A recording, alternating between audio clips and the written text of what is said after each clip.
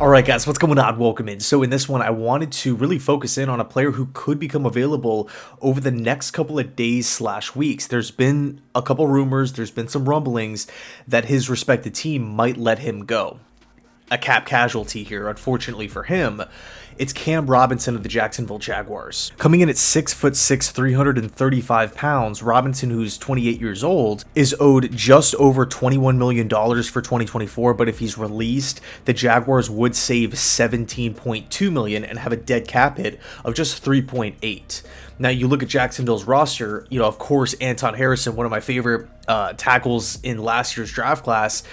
They picked him up in the bottom of the first round. He came in and did a great job at right tackle. And then they also have Walker Little, former member of the Stanford Cardinal, more so a developmental prospect, but they chose him really high, and he is a guy that could fill in at left tackle. And then, keep in mind that the Jaguars could also maybe make some moves, whether it be through free agency or the draft, if they want to save, some money here from Cam Robinson. But, man, you look at Robinson's play, he's not a top 3 or a top 5 tackle in football, but, man, he's been durable and he's been reliable for that Jaguars offensive line. Whenever he's out there, the Jags have better tackle production. That's the bottom line. Last season, he allowed 3 sacks. He's a great blocker in the play action game, which is something that Nathaniel Hackett was really trying to establish last season. Granted, it was with Zach Wilson and not Aaron Rodgers, but Robinson has the ability to play left tackle or right tackle. I think Cam is a really interesting option for the New York Jets here. As we all know, we don't know who the starting LT is going to be or the starting right tackle either.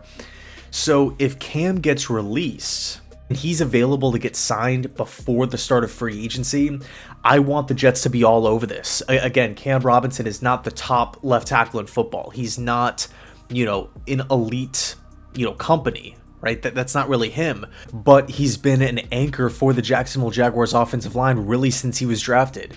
Keep in mind he was a second-round pick from Alabama back in 2017, and I believe he was a high second-round pick, either 33 or 34 if I'm not mistaken. But either way, Cam Robinson is an upgrade over what the Jets had a year ago. He's an upgrade over what the Jets currently have, and I think this would make a ton of sense. It would make a ton of sense here.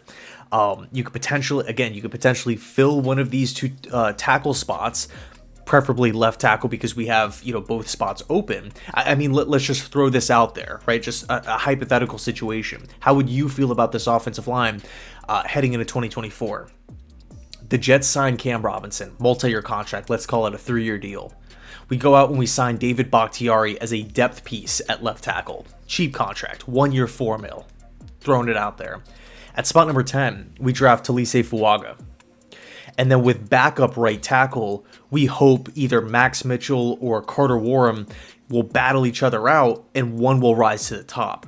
So, again, as your starters, you'd have Cam Robinson and Fuaga, and then as backups, Bakhtiari, and then either Mitchell or Warren here. To me, I really dig that plan. I think it's not only just realistic, but it's also affordable. I think, especially if we, have some, money moving around on the cap, right? Potentially we extend DJ Reed, lowering his cap hit. We ask Laken Tomlinson to take a pay cut or a restructure there. There's plenty of ways that the Jets can increase their cap space. And also, too, I think it was actually yesterday, we got word that the cap is actually going to be a little bit higher than it was expected to be, right around that 250 mark. So the Jets will have a little bit of extra space if that report stands true. So now you're really looking at backup QB, backup running back, safety depth, and of course wide receiver too. But then again, you don't have the first round pick, so you'd have to make it work with the remaining dollars that you have in free agency. And of course, round 3 and on.